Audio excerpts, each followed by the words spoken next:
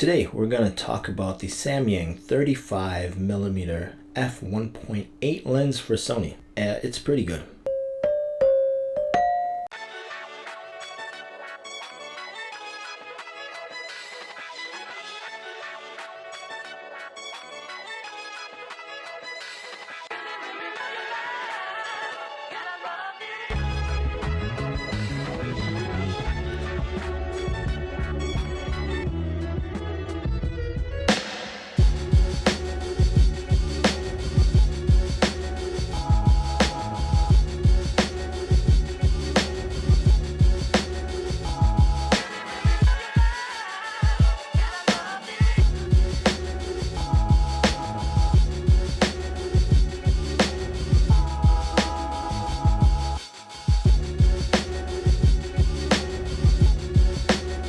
Hey everyone, if you're new to the channel, my name is Kwame and I talk about photography related tips, gear, workflow, and all that good stuff here on the channel.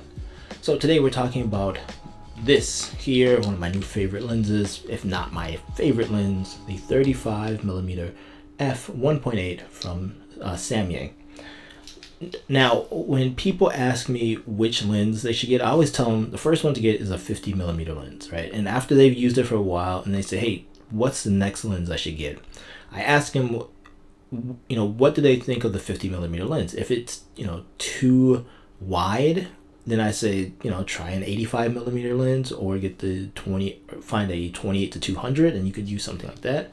If they say it's too telephoto, like it was too narrow and they want something a little bit wider, I always tell them 35mm lens is the way to go.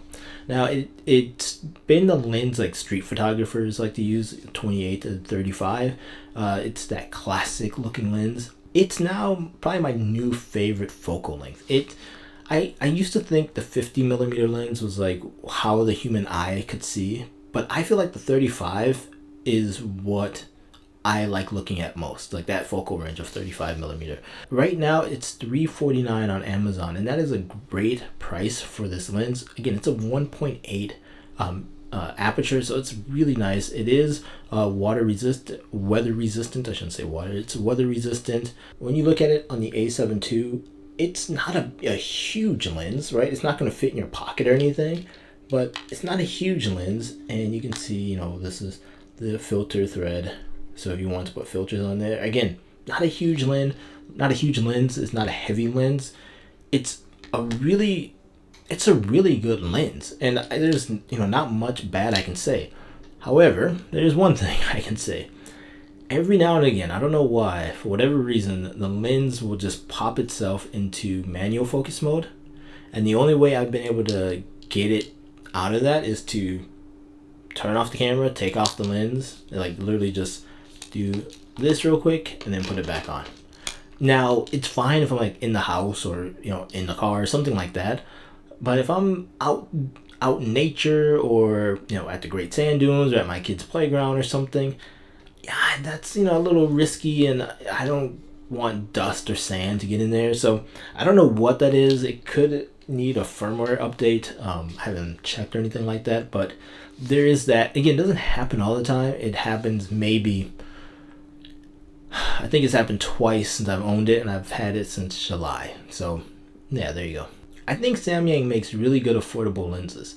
Now there was a time where if you got like a bad copy of a lens, you'd have to send it back and get a new copy, but they do have a little puck now that you can buy, and you can do firmware updates to the lenses, which is nice, because if there's something happening, you can just update the lens like that. I have seen where other companies have put the you can do the firmware update straight on the lens itself, and you don't have to buy another accessory to do that.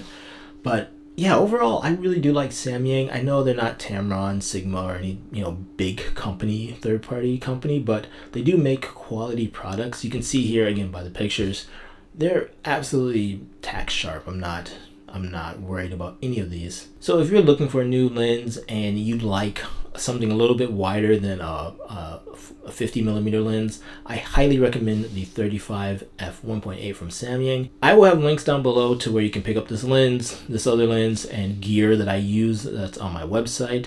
while you're on my website, sign up for my newsletter. I haven't sent out one yet, but sign up for it. I'm not going to spam you. If you sign up, you get my free ebook, A Trip Through Senegal, a really cool book that I put together of my journey to Senegal. It's my favorite place in the world to go visit. Thank you as always for watching this video. I will see you in the next one. Talk to you later. Bye bye.